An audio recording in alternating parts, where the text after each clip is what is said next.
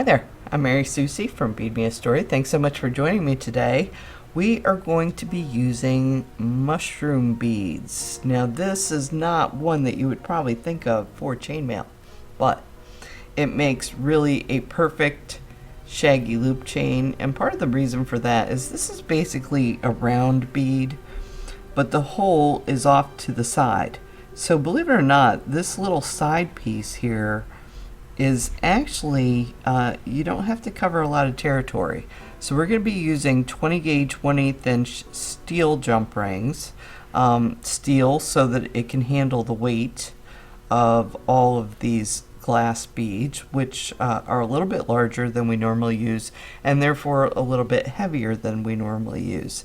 And I'm going to show you how to make this super simple chain. There's absolutely nothing to this, it's just a basic shaggy loop chain, and how to distribute the weight when we get to the end using a 2-hole clasp to make sure that this is nice and sturdy. This is a sterling silver clasp, but I am going to also at the end show you the option for turning this into a necklace and connecting it with other chains.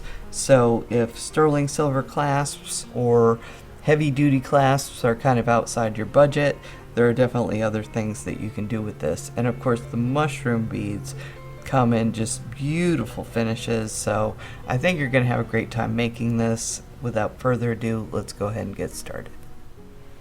Okay, so in order to start this, I went ahead and took one of my jump rings and attached it to a paper clip. Okay, no big deal. We're going to actually take this jump ring off at the end and attach to our clasp using one of the working rows that has beads. So all we're going to do to make this bracelet is I'm just taking a steel jump ring and I pass it through one mushroom bead and then number 2 mushroom bead, and I'm going to attach it to the starting ring of the chain. But like I said, this one that doesn't have beads, we're going to remove it at the end. We don't need that one at all. It's just for easy holding on to, really, because this is a fairly thick bracelet. So we've got 2 mushroom beads here, and so you shouldn't have to force these beads on. I don't think I've ever had any trouble getting these on. You do have to make sure that your jump ring is open just enough to get through the holes, and then you might have to just wiggle it back and forth, but it's still fairly loose. Okay, so don't force anything or break any of your glass. Okay, so you see when I pass through between the 2 beads from the previous row. So that's all you need to do, is just make sure you're between those beads as you do each row. Okay, and there's row 2. Okay, and then as I was saying, I haven't had any problem getting through beads, but what I have had to do on occasion, very occasionally, is if there happens to be any kind of a slight burr at the end, at the tip of one of my jump rings, I can always turn it around, okay, and go through using the other side. And then remember, this is so filled up. This chain is going to be so filled up with beads. Honestly, if you have some steel jump rings that you're ashamed of, then it's still probably okay to use them because everything's being covered up. You're not even going to see the jump rings in this. And I'm really just using steel because it's the strongest thing that we could use, and these glass beads can weigh quite a lot, so I don't want this coming apart later, so steel is definitely the best thing to use here. To use something like sterling silver on the inside would be an absolute waste. I could see maybe if you wanted to use sterling silver jump rings on the end to connect to a sterling silver clasp, you could, but honestly the jump rings are going to get buried underneath the beads in this project, so steel really is the best thing that you could choose to use.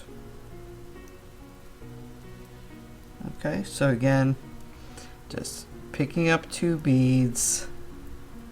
I find my last row, okay, which is these 2 beads. So I just want to make sure that I pass through between them, and sometimes you have to choke up high on this jump ring here to get between there. You can see this can be a little challenging to hold, and the beads want to slip up high because you're holding on to the beads. But I assure you there's plenty of room in here. Might just take you a little bit of practice to learn to get these rows together. Okay? But it really is as simple as this. Okay? And then when we get to the end, we actually can just use this jump ring that we have on here, reopen it, and attach it to a clasp. But let me just show you the ends. So what I did was, I'll show it to you in this direction, so it's kind of the way you're used to seeing it. Okay, so this last row has 2 beads on it. Okay, and if you can't fit 2 beads, 1 is fine, but I think you'll have room. And then you can see I've just taken 2 jump rings and gone to one side of the clasp, and 2 jump rings to go to the other side of the clasp. I used one of these big sterling silver box clasps because it can handle the weight. These are a really sturdy, well-made clasp. Okay, so you can use something besides this, but I really haven't found anything that's sturdy enough. I mean, perhaps like a toggle clasp or something like that might be okay, but I do think it's a good idea to have a 2-hole clasp at the end, and then do 2 jump rings on this side, 2 jump rings on this side. It's going to distribute the weight nicely so that you can you can have some security that this is not going to fall apart. Okay, and then not a bad idea if you want to attach a safety chain, okay, just so that if this does come apart, it won't fall off. But honestly, I've had very good luck with these sterling silver clasps. They're nice and sturdy and everything we want them to be. Okay, so this is how you finish it. And I just want to show you one more thing, because of course sterling silver box clasps are expensive. I have listed some for you on my website, but other than finding another clasp that's going to be sturdy enough to hold this and that blends well with the effect you're getting with this very, very sparkly bracelet, the other thing I've done with this is I blended it into a necklace chain. Okay, so you can see that this part here, this is just like your bracelet, and then I used my dimensional bead chain with beads that had the same finish. Now you don't have to do this. This could be a focal point. You know, this part, like the bracelet, could be a focal point, and then you could do, you know, even just a plain chain on here. But I wanted to try it where the beads actually were an exact match to the finish of the mushroom beads. So these are just size 6 beads that I have in here. But really, this chain part could be anything, and I just want to show you that this could be the center of a necklace too.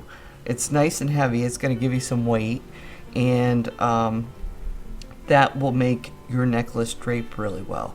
So that is another option for you if you don't want to do a bracelet.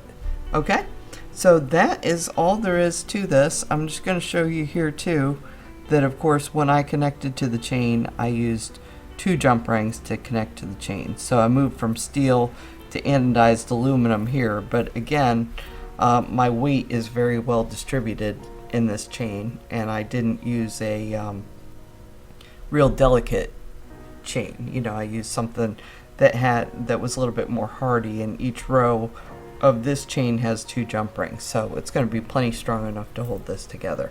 Okay, so I hope you will give this project a try. It really is a lovely, lovely project, and particularly if you invest in a sterling silver clasp to go with it, this is just a real showcase piece that I think you're gonna really enjoy wearing, going out to parties, events where you want to be a little ultra flashy.